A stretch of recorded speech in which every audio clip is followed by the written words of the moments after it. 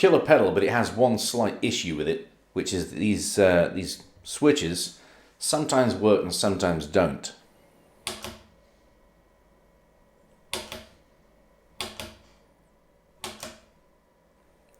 See, that didn't trigger just there? It did that time.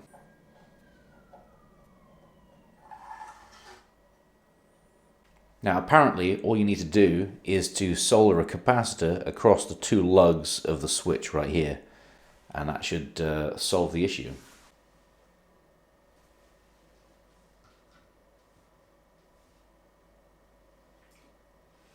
I may cut this down, make it a little neater. I'm just testing to see whether the value works.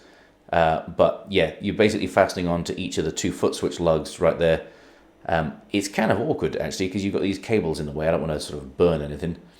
But you know, if you're skilled and you've maybe got some tweezers, you could cut this down and make it look real neat. I'm not sure I can be bothered. It works, it's fine, I'll leave it. Just give this a quick test. This is the one I've done.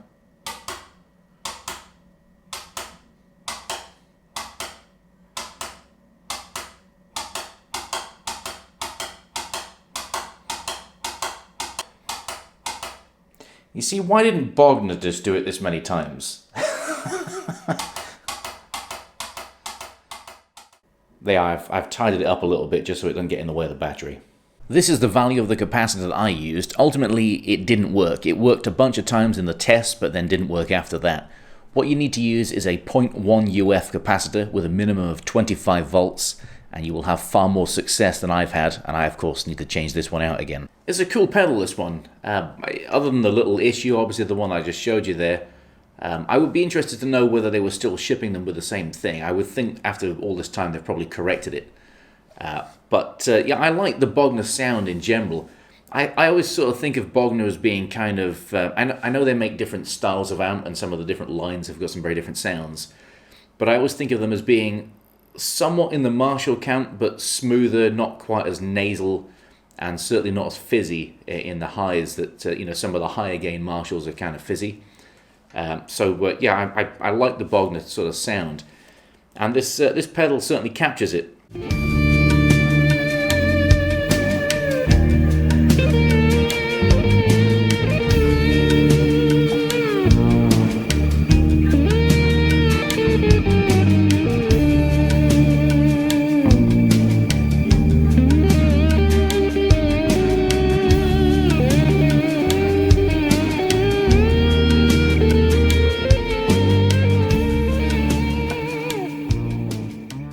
I used this on a track a good few months back now when I showed you my upright bass.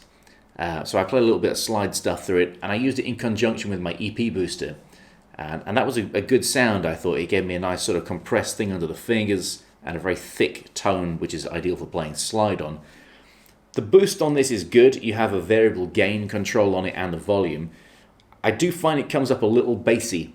It's a little on the woofy side. And I preferred what the EP booster was doing for me, and I had it in front of the pedal. There are too many combinations with the switches here for me to try and demo all of them in isolation, so I'm just going to pick a couple and play those. Here's a little maths problem for you. If you've got one 2-position switch and three 3-position switches, and the possibility of having the boost engaged or not for any of those positions, how many possible combinations is that? Answer more than I'm going to demo in this video. But there's a lot of crossover in the positions that I don't think that you would really hear. For example, the variac mode here kind of drops the volume, increases the gain, but it gives you a sort of a slightly squishier feel under the fingers, which I personally like. You know, I'm a bit of a compression junkie. But having the variac mode on, with the mode switch in the full position, renders a pretty similar sort of result to having the variac off, but running the mode switch in a mellow position, which is a little bit sort of darker. So I don't think that you would really hear too much of a difference, especially if I compensated with the volume and the gain just on the basic controls. But the player would experience the difference. It would feel more compressed under the fingers. And the same is true for the structure and the pre-EQ here. They're really changing the feel under the fingers. So this is something that you're going to sort of mess around with yourself And the thing that you would get from just watching an online demo would just be the overall character of the drive.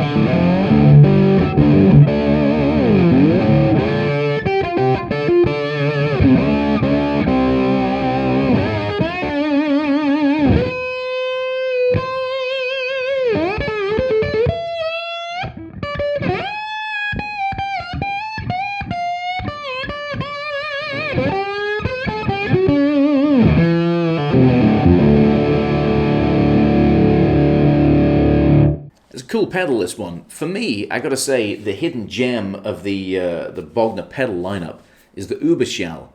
Now, I'm absolutely not a metal guy. You can hear that in my playing. I'm sort of like a melody player, whether I'm stating that in a blues way or a rock way. I'm definitely not a metal guy. But the Überschall pedal, when I heard it next to the red, the blue, and it was on a live gig, and I also got to play a little bit through it on the break. And it had a smooth sound, it had a usable mid-range, which is kind of weird because, you know, I just associate a scooped sound with metal. And I tend to stay away from anything that has any kind of metal connotations, you know, sort of like a diesel or an Engel or whatever. Just something high gain.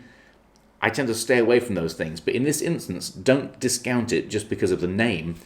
It would be my top tip out of these three pedals. And I believe it's the cheapest one as well. Anyway, thanks for watching, guys. See you next time. Later.